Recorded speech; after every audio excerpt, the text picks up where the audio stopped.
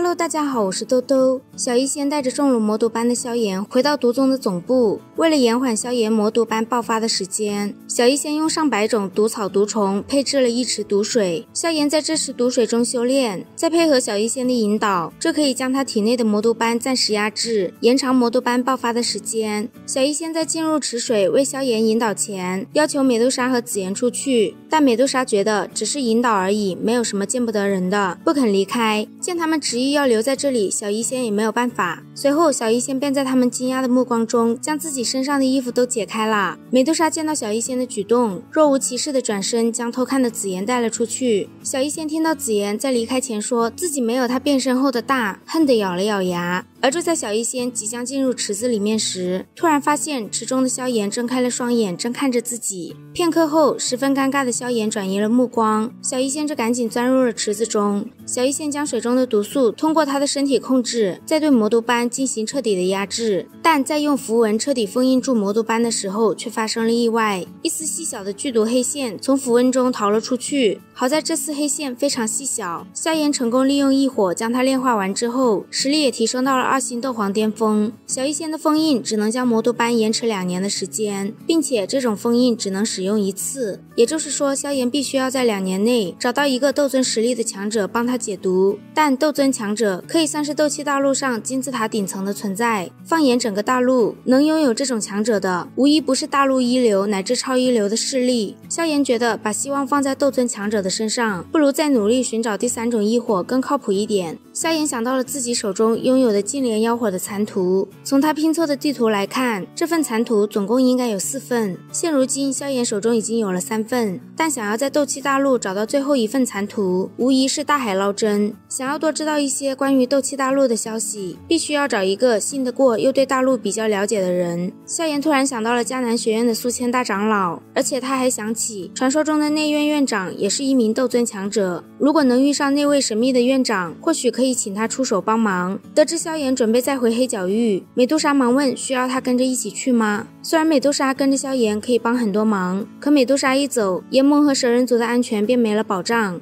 但让萧炎独自回黑角域，美杜莎又非常不放心。此时小医仙主动提出自己可以跟在萧炎身边，最终萧炎决定带着小医仙和紫妍一起回去。在回去之前，萧炎从铁护法那里严刑拷问到了一些关于魂殿的消息。魂殿内等级森严，光是护法便分为天地人3等，护法上面还有地位崇高的尊老。身为斗宗的铁护法也只是最低等的人级护法。至于魂殿的殿主以及魂殿的总部这种消息，以铁护法的等级压根就不知道。萧炎也只从铁护法这里问出来一个位于天心帝国的魂殿分殿。另一天，萧炎便带着小医仙和紫妍赶往黑角域。在离开之前，萧炎告诉美杜莎，自己若是2年内回不来，也一定会让人将天魂融血丹带回来。随后萧炎便上前抱住了美杜莎，对她说着保重。萧炎带着小医仙和紫妍一路长途跋涉，终于到了黑角域。他们一路边走边打听控制恶难毒体需要的药材消息。走到黑角域中部位置的时候，萧炎打听到黑皇宗即将在黑皇城举行大型拍卖会。在赶往黑皇城时，萧炎遇上了一队被魔岩谷追杀的迦南学院的人，带队的领头人也是萧炎的老熟人吴昊。在救下吴昊等人后，萧炎才知道因为萧门在黑角域发展太快，与魔岩谷发生了冲突，紧要关头迦南学院出手助萧门打退魔岩谷，这也导致魔岩谷与迦南学院结下了仇。魔岩谷的谷主是一名斗宗强者，在与迦南学院开战后不久，魔岩谷便将当初与韩风一起袭击内院的强者招揽进谷，专门与迦南学院和萧门作对。在得知萧炎要去黑皇城参加拍卖会，吴昊叮嘱萧炎一定要小心。这次的拍卖会几乎汇聚了包括魔岩谷在内的大半个黑角域的强者和势力。萧炎在将吴昊等人护送到安全的地方后，便火速赶往黑皇城。萧炎化名炎萧，落脚在了黑皇宗专为强者准备的住所。进城之后，萧炎便去了城内最大的一家药铺千药坊寻找需要的药材。千药坊中药材众多，萧炎花了200万金币买到了天魂融血丹8味主药材中的5味，剩下的千灵参、魔灵谷草和玉骨果因为太过难寻，并不对外出售，而是需要上到千药坊的2楼用丹药换取药材。萧炎的运气真的非常好，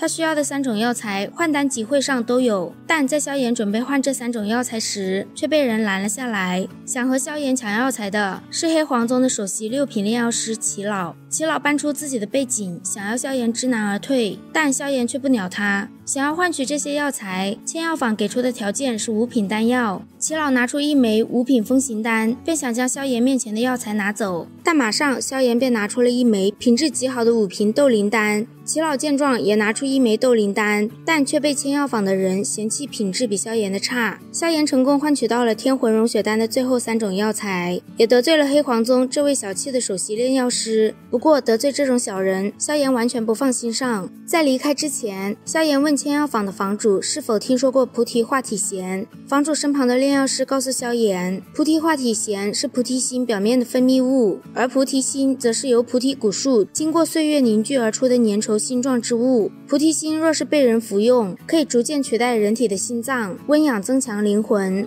菩提心的消息他们不可能知道，但这次黑皇宗的拍卖会放出的消息中却有菩提化体涎。不过想要得到菩提化体涎难度不小，因为据说只要得到菩提化体涎，便可以得到关于菩提心的消息。而因为曾经有1名服用过菩提心成为斗圣的菩提子，让世人都觉得菩提心与斗圣有关，所以这次争夺菩提化体涎的强者也格外的多。黑皇宗拍卖菩提化体涎这种等级的东西，肯定是想要以物换物。萧炎决定动手炼制一些高阶丹药，好在拍卖时与人竞价。他们回到黑皇宗安排的住处黑皇阁时，听说萧门也会来参加这次的拍卖会。不过萧炎并没有打算先去找萧门的人，他现在算是隐在暗处，万一萧门发生意外事故，他们也能起到意外的效果。在开始炼丹之前，黑皇宗的少宗主墨牙指使人来找萧炎3人麻烦。紫妍用小医仙教他的方法，暗中给墨牙下了点料后，终于清静了的萧炎也开始炼丹了。萧炎这次准备炼制的丹药是6品丹药破宗丹。破宗丹并没有提升实力的效果，但却能让斗皇巅峰的强者晋升斗宗的时候多1成的成功率，并且还能保证冲击斗宗失败的人实力也稳定的在冲击之前不会出现等级降低的情况。而在萧炎即将顺利成丹时，1道半尺左右的能量光柱从密室中爆射而出，直冲天际。萧炎炼丹的动静太大，小医仙让紫妍守好房间，便出现在房顶上，警告4周起了贪心的人，靠近房间100米者死。小医仙释放出的属于斗宗的庞大气息，让楼阁周围很多人都退开了，但外围还是有很多人守着，连黑皇宗的宗主都带人停留在楼阁100米外的天空。就在他们碍于小医仙的实力，只敢心里打着各种念头时，萧炎的破宗丹也终于炼制成功。破宗丹炼制完后，萧炎又花了2天的时间继续炼制其他的丹药。而在萧炎炼制完丹药的另一天，就是拍卖会开始的时间。黑角域各方势力齐聚黑皇城，其中不乏斗宗强者。这一次最大的赢家还会是萧炎吗？好啦，今天的视频豆豆就讲到这里啦。如果喜欢豆豆的视频，欢迎点击订阅关注，我们下期再见，拜拜。